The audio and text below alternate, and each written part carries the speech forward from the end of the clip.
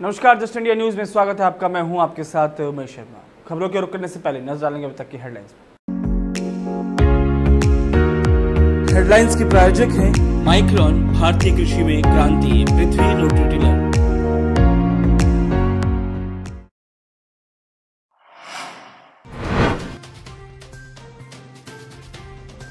देश में 27,000 के पार पहुंचा कोरोना संक्रमितों का आंकड़ा। हरियाणा में 298 कोरोना संक्रमित के मामले। गुरुग्राम में 2 कोरोना पॉजिटिव मरीजों की मौत।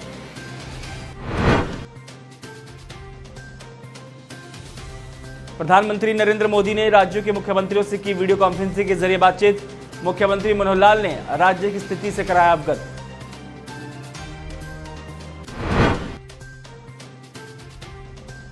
कांग्रेस नेता कुलदीप बिश्नोई ने सीएम मनोहर को दी नसीहत। बिश्नोई बोले, बारिश के कारण खराब हुई फसलों की भरपाई करे राज्य सरकार।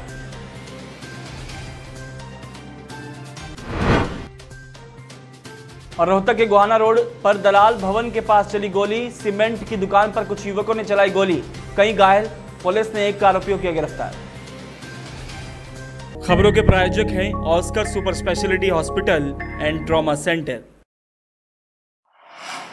कोरोना वायरस का कहर थमने का नाम नहीं ले रहा है। भारत में कोरोना के अब तक 27,000 से ज्यादा केस सामने आ चुके हैं। ये रफ्तार दिन ब दिन बढ़ती ही जा रही है, जो कि एक चिंता का विषय है। पिछले 24 घंटे में 1990 केस सामने आ चुके हैं और 49 लोगों की जान जा चुकी है। सरकारी आंकड़ों के मुताबिक अभी तक भारत में 881 लोगों की मौत हो चुकी है। वहीं हरियाणा की बात की जाए तो प्रदेश में 298 तक कोरोना संक्रमितों का आंकड़ा पहुंच चुका है और बीते 24 घंटे में 14 दिन बाद हिसार जिले से 2 पॉजिटिव केस सामने आए। दड़ौली के 29 वर्षीय युवक के बाद डीसी कॉलोनी के दिवंगत 63 वर्षीय बुजुर्ग के 60 वर्षीय भाई की सैंपल रिपोर्ट पॉजिटिव आई है। जिला प्रशासन ने व्यवस्था बनाने के लिए ड्यूटी मजिस्ट्रेट नियुक्त कर दिया है। पुलिस विभाग ने कंटेनमेंट और बफर जोन में नाकाबंदी कर पुलिस बल तैनात कर दी है। वहीं गुरुग्राम में सोमवार सुबह कोरोना से 2 लोगों की मौत हुई है, जिसमें से एक ओडिशा का रहने वाला था और दूसरा इराक का रहने वाला था। दोनों का इलाज गुरुग्राम में स्थित मेडिसिटी अस्पताल में चला।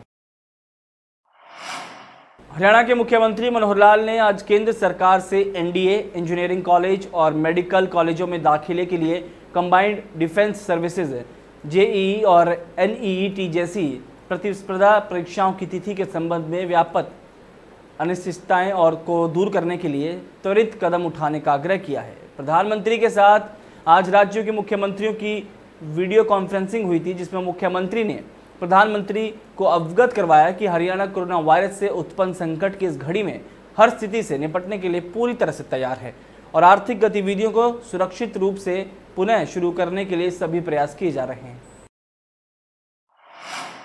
कांग्रेस केंद्रीय कार्य समिति सदस्य और विधायक कुलदीप बिश्नोई ने हरियाणा के मुख्यमंत्री मनोहर लाल खट्टर से मांग की है कि प्रदेश की विभिन्न मंडियों में बारिश के कारण किसानों की गेहूं की फसल भीग गई है, जिसके परिणाम स्वरूप किसानों को करोड़ों रुपए का जो नुकसान पहुंचा है, उसकी भरपाई के लिए तुरंत उचित कदम उठाए जाएं। कुलदीप बिश्नोई ने कहा कि सरकार की किसान विरोधी नीतियों पर ढुलमुल रवैये के परिणाम स्वरूप ही किसानों को इसका खामियाजा भुगतना पड़ रहा है। सरकार के समुचित खरीद व्यवस्था के दावे और बद इंतजामी की पोल उस समय खुल गई जिस समय मुख्यमंत्री के गृह जिला करनाल और घरोंडा में ही सरकारी और किसानों का लाखों क्विंटल गेहूं बारिश की भेंट चढ़ गया। इसी प्रकार हिसार, पानीपत, रोहतक, भिवानी सहित प्रदेश के ज़्यादातर जिलों में बेमौसमी बारिश ने किसानों के लिए मुसीबत पैदा कर दी है। प्रदेश की अनेक अनाज मंडियों में पानी निकासी के पुख्ता प्रबंध नहीं है, जिसकी वजह से किसानों को खामियाजा भुगतना पड़ रहा है। लॉकडाउन के बीच रोहतक में गोली चलने की खबर सामने आई। रोहतक में गोहाना रोड पर दलाल भवन के पास एक सीमेंट की दुकान पर कुछ युवकों ने गोली चला दी, जिसमें प्रवीण कपूर नाम के शख्स की कमर में गोली लगी तो कुछ लोग घायल भी बताए जा रहे हैं। गोली चलने की सूचना मिलते ही डीएसपी, एसएचओ, CIA 1 की टीम वारदात वाली जगह पर पहुंची और सबूत जुटाकर कार्रवाई शुरू कर दी है। इस मामले में पुलिस ने 1 आरोपी को भी गिरफ्तार कर लिया है और आगे की जांच की जा रही है। क्या नहीं जी, पहले कोई रंजिश नहीं। कौन था ये नहीं जानता जी, गली में पीछे रहता है जी, कहाँ रहता है ये भी नहीं पता है, इसी मोहल्ले का। फिर उसके बाद क्या हुआ? उसके बाद इसने आके बात 3-4 आदमी बुला के लिया है और यहाँ आके फिर अपने डंडे डुंडे लेके आए। एक ने आके यहाँ को गोली चला दी, यहाँ खड़ा था सामान के मारा। किसको लगी है गोली? मेरा भतीजा जी, प्रवीण नाम है। और आपको क्या लगा ये? मेरे को तो ये पुलिस आ गई थी टाइम पे? पुलिस आ गई थी, उसी टाइम आ गई थी। मैंने ये पता लगा कि अमन नाम का एक लड़का है, सूर्य बैठा हुआ था, तो विक्रम कोई डॉक्टर है, वो सूर्य यहाँ पे आया, उनका आपस में किसी बात को लेकर झगड़ा हो गया और झगड़े के बाद यहाँ पे दोनों में कहासुनी हुई। वो उस समय तो चला गया, बाद में विक्रम डॉक्टर अपने साथ लड़के लेकर के आया, 5 लड़के प्रवीण डॉक्टर अपने साथ लड़के लेके आया, तो उसने आते ही यहाँ पर मोटर शुरू कर दिया और फायर कर दिया। एक आदमी को गोली लगी है, 2-3 आदमी को चोटें लगी, सभी को हॉस्पिटल पहुँचा दिया गया और उनमें से एक आदमी को पकड़ भी लिया जिन्होंने को। कोरोना महामारी से विश्व में सभी अपने तरीके से लड़ रहे हैं, तो वहीं भारत के नागरिक भी इस लड़ाई में कहीं पीछे नहीं दिखाई दे रहे। किसी भी मोर्चे की बात हो, हर जगह संजीदगी से देशवासियों के द्वारा इस लड़ाई को लड़ा जा रहा है। इसी की वैक्सीन को लेकर भी चर्चाएं हैं और अब इन चर्चाओं में टोहाना के युवक गुड्डू ने खुद को प्रस्तुत करते हुए कहा कि एंटी कोरोना वैक्सीन के लिए वो खुद को मेडिकल साइंस को देने को तैयार हैं और इस दौरान उसे कोई नुकसान होगा तो वो इसका खुद जिम्मेदार होगा। इसके लिए उसने एक हल्फनामा भी तैयार करवाया है और इस हल्फनामे को युवक गुड्डू शर्मा के द्वारा टोहाना नागरिक अस्पताल के सीनियर मेडिकल ऑफिसर को सौंपा गया है।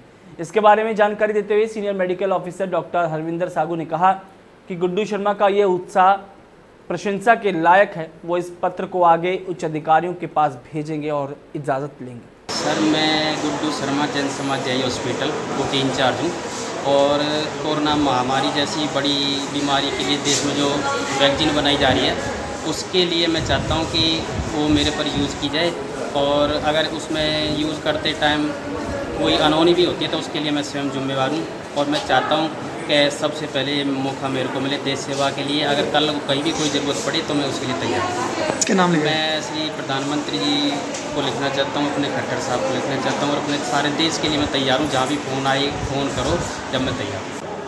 ये एक हमारे हैं गुड्डू शर्मा, ओटी इंचार्ज हैं, निवासी प्राचीन दुर्गा मंदिर के पास टोहाना से। इन्होंने हमें एफिडेविट दिया है कि कोरोना वायरस के में बनने वाली जो वैक्सीन की टेस्टिंग हेतु अपने आप को देश सेवा में प्रस्तुत करने के बारे में। तो ये बड़ी अच्छी बात है, इन्होंने लिखकर हमें एफिडेविट दिया है कि अगर कोई कोविड-19 की हमारे देश के अंदर वैक्सीन के लिए किसी को टेस्टिंग के लिए किसी मनुष्य की आवश्यकता है तो मैं उसके लिए अपने आप को सेवा में लगने के लिए तैयार हूँ।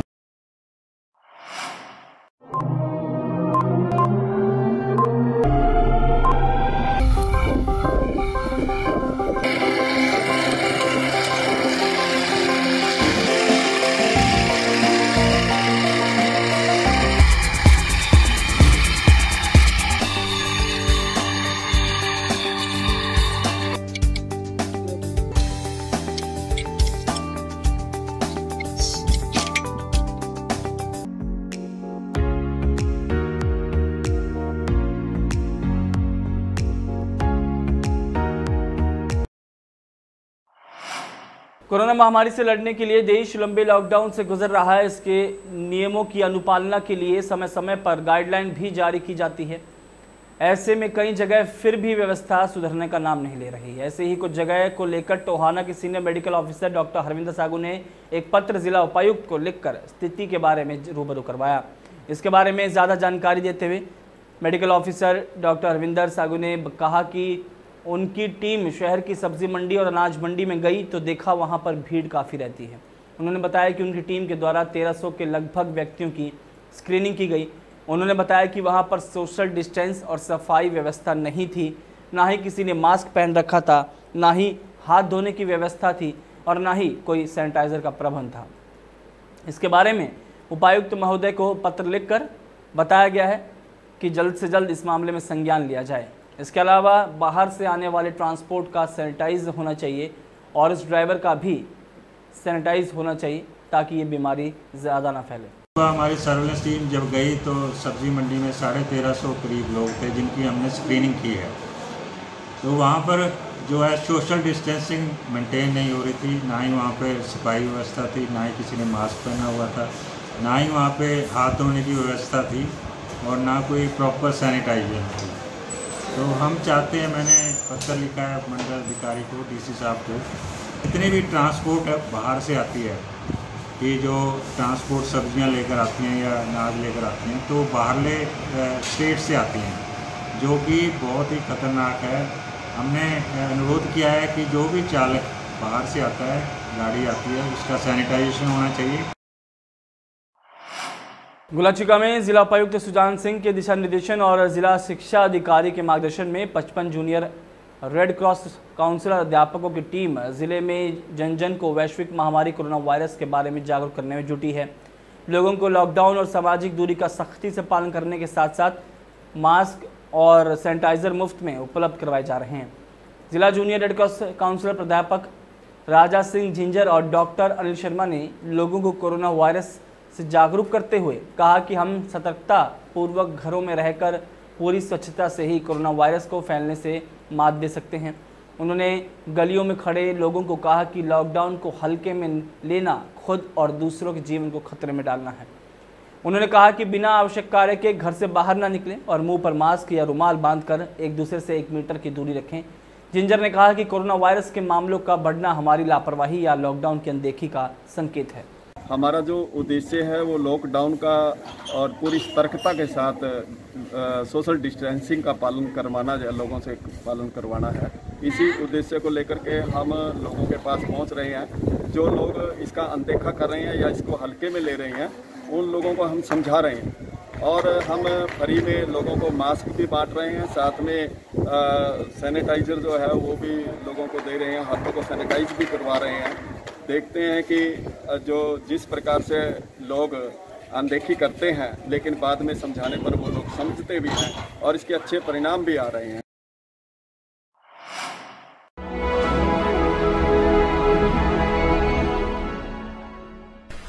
चाचा, आपने नया घर बनवाया है तो घर की छत पर कौन सी शीट लगवाई है? बेटा, मैंने अपने घर की छत पर एशियन शीट लगवाई है क्योंकि वो कभी न मिटने वाले ओरिजिनल निशान की चादरें हैं। साथ में ISI का चिन्ह, 5 साल की वारंटी के साथ साथ पैसों का सही मूल्य देने वाली वही इकलौती शीट्स हैं। क्योंकि नाम नहीं, पहचान जरूरी है।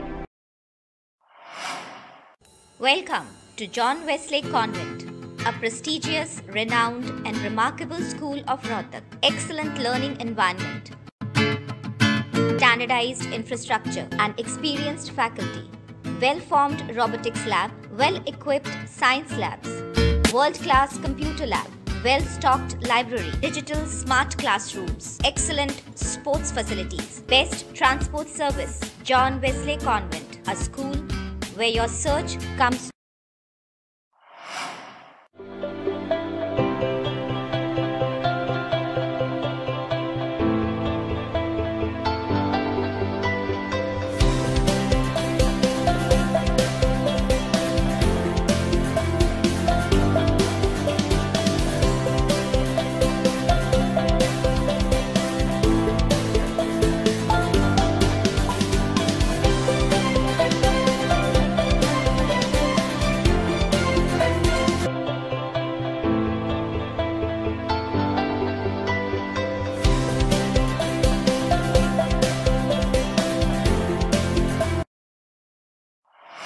इस बुलेटिन में फिलहाल इतना ही। दीजिए इजाजत, नमस्कार।